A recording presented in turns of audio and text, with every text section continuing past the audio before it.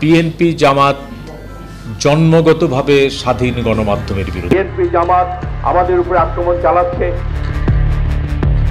গত বুধবার সাংবাদিক নেতা রুহুল আমিন গাজীর জানাজায় গিয়ে বাংলাদেশ জামায়াত ইসলামীর আমির ডক্টর শফিকুর রহমানের একটি ছবি নিয়ে চলছে ক্ষোভ। এই ক্ষোভে তোলপাড় সোশ্যাল মিডিয়া। খোদ জামায়াতের মাঠ পর্যায়ের নেতাকর্মীদের থেকেই সমালোচনার ঝড় উঠছে। ছবিতে দেখা যায় জামায়াত নেতাদের পাশে বসে আছেন আওয়ামীপন্থী সাংবাদিক নেতা ইকবাল সোবহান চৌধুরী এবং মঞ্জুরুল হাসান বুলবুল। সেখানে জামায়াতের আরও সিনিয়র নেতারাও ছিলেন। এই দুই সাংবাদিককে ফ্যাসিবাদের দোসর হিসাবেই আখ্যা দিচ্ছেন নেটিজেনরা।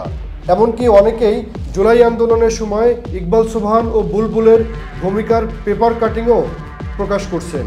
জামায়াত আমিরের এই এক টেবিলে বসে গল্প করার বিষয়টিকে অনেকে দেখছেন উদারতা হিসেবে, করছেন সমালোচনাও। আবার অনেকে দুষছেন জাতীয় প্রেস ক্লাব, বিএফইউজে ও ডিউজের জামায়াতপন্থী সাংবাদিকদের।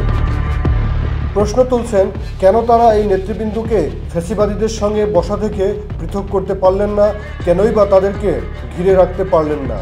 জামায়াতে ইসলামীর নিজ দলের সমর্থকরা যেমন সমালোচনা করছেন, ওই দৃশ্যের সমালোচনা হচ্ছে বাহির থেকেও।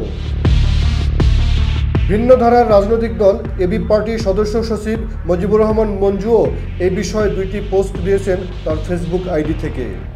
একটি পোস্টে তিনি লিখেছেন, ইকবাল ভাই, আপনি প্রবীণ অভিজ্ঞ সাংবাদিক। বয়স ও মতের পার্থক্য থাকা সত্ত্বেও যখনই সালাম দিয়ে হাত বাড়াই আপনি হাসি মুখে হাত মিলান। আপনাকে শুধু স্মরণ করিয়ে দেওয়ার জন্য এই ক্লিপটি ও ছবিটি একজন আমাকে পাঠালো। আপনার ভাষায় যারা নৈরাজ্য সৃষ্টিকারী, যাদেরকে কঠোরভাবে দমন করার জন্য আপনি সোচ্চার ছিলেন, কালকে তাদের অনেকের সাথেই আপনি ছিলেন সহাস্য সহৃদয়। এটা নিঃসন্দেহে আপনার উদারতা ও ক্ষমাসুন্দর মহত্বের পরিচয়। এই পোস্টে তিনি একটি ভিডিও ক্লিপ যোগ করেন, যেখানে দেখা যায় জুলাই আন্দোলনের সময় ইকবাল সোবহান চৌধুরীর বক্তব্য। যারা এই মেট্রো রেলে আগুন দিয়েছে, যারা এদেশের রাষ্ট্রীয় সম্পদ ধ্বংস করেছে, তাদের দমন করার ক্ষেত্রে কোনো দুর্বলতা আপনার কাছে আমরা প্রত্যাশা করি না।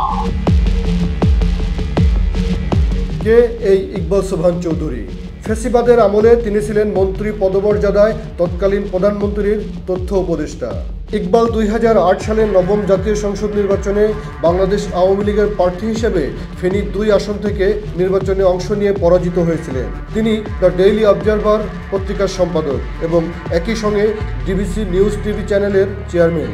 ইকবাল সোবহান চৌধুরী বাংলাদেশ ফেডারেল সাংবাদিক ইউনিয়ন বিএফইউজের সভাপতি ও বাংলাদেশ সংবাদ সংস্থা বাসসের পরিচালনা বোর্ডের চেয়ারম্যান ছিলেন। 1978 সালে জামায়াত নেতা অধ্যাপক গোলাম আজমের নাগরিকত্বের পক্ষে বিবৃতি দিয়ে সমালোচিত হয়েছিলেন এই ইকবাল সোবহান চৌধুরী। আওয়ামী লীগের সাবেক এমপি নিজাম উদ্দিন হাজারী ও নারায়ণগঞ্জের শামীম ওসমান জাতীয় সংসদে ইকবাল সোবহান চৌধুরীর সমালোচক ছিলেন। আওয়ামী শিবিরে গল্প আছে, জামায়াত নেতা শহীদ মীর কাশেম আলীর টাকায় হজ করেছিলেন এই ইকবাল সোবহান চৌধুরী।